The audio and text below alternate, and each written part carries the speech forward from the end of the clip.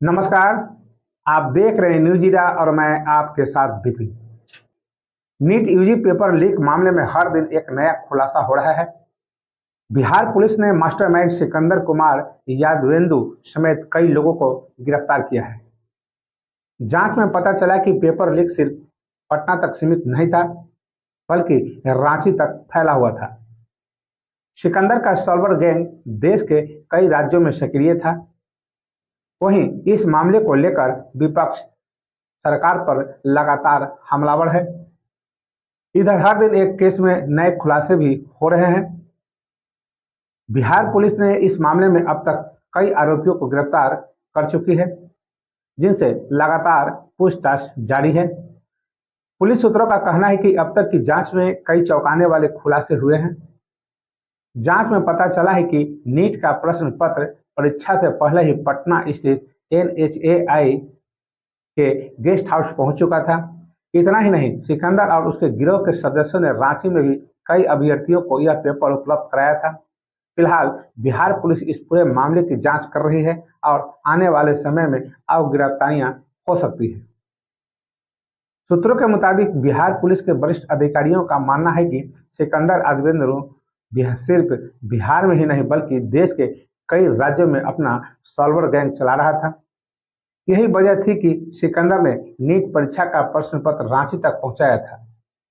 Police को शक है कि सिकंदर के तार झारखंड के अलावा कई अन्य राज्यों में भी जुड़े हो सकते हैं। हालांकि अभी तक इस तरह का कोई लीक सामने नहीं आया है, लेकिन जांच अभी जारी है। सूत्रों के मुताबिक अब तक की जांच में पता चला कि रांची में कुछ अभ्यर्थियों को नीट का प्रश्न पत्र देने से पहले सिकंदर गिरोह के लोगों ने उनके अभिभावकों के साथ एक होटल में बैठक की थी। इस बैठक के दौरान आरोपियों ने अभ्यर्थियों के अभिभावकों से पैसे की डील की थी। अभी तक मिली जानकारी के मुताबिक गिरोह के सदस्यों ने एक प्रश्न पत्र के लिए अभ्यर्थियों को अभिभावकों से 40-40 लाख रुपए तक वसूले थे। पुलिस ने रांची से कई अभ्यर्थियों को गिरफ्तार किया है। गिरफ्तार किए गए एक अभ्यर्थी के पिता ने बताया, सिकंदर ने भी बाद में उनसे मुलाकात की थी। जिस होटल में यह मुलाकात हुई थी, उसी होटल से इस बात की भी भनक एक केंद्रीय एजेंसी को लगी और उन्होंने बिना देर किए पटना पुलिस को इसकी सूचना दे दी। इसके बाद पुलिस ने सिकंदर को गिरफ्तार कर लिया। उसके पास से कई अभ्यर्थियों के एडमिट कार्ड मिले हैं।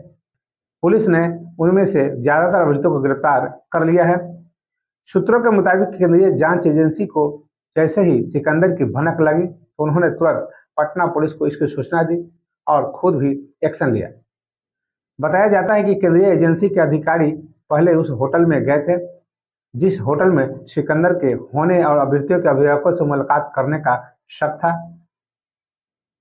लेकिन उस होटल में तलाशी लेने पर जब उन्हें कुछ नहीं मिला तो एजेंसी के कुछ अधिकारियों ने उसी होटल में अपना कमरा बुक करा लिया। वे सभी होटल के अन्य स्टाफ से बातचीत सिकंदर से जुड़ी जानकारियां इकट्ठा करने में लगे हुए थे, लेकिन उन्हें किसी भी तरह का यह पता नहीं चल पा रहा था कि पेपर लीक को लेकर सारी डीलिंग इसी होटल में हुई है। इसी बीच जब उन्होंने होटल के एक वेटर से बात की तो उसने बताया कि सिकंदर यहाँ अपने कुछ साथियों के साथ आया था। वेटर ने केंद्रीय एजेंसी के अधिकारियों को सिकंदर की कार का नंबर भी दिया। जांच एजेंसी को इसी होटल से सिकंदर के दोस्त अनुज के बारे में भी जानकारी मिली। बाद में जांच में पता चला कि अनुज भी धीरज की तरह ही पहले अभ्यर्थियों की तलाश करता है और फिर उसके अभिभावकों से पैसे की डीलिंग करके सारा पैसा सिकंदर तक पहुंचाता है। तो बस अभी के लिए इतना ही। अगर आपने अभी तक मेरा चैनल सब्सक्राइब और फॉलो नहीं किए हैं तो अवश्य कर लें और इसी के साथ अब मुझे आज्ञा दीजिए। नमस्कार, आपका दिन शुभ हो।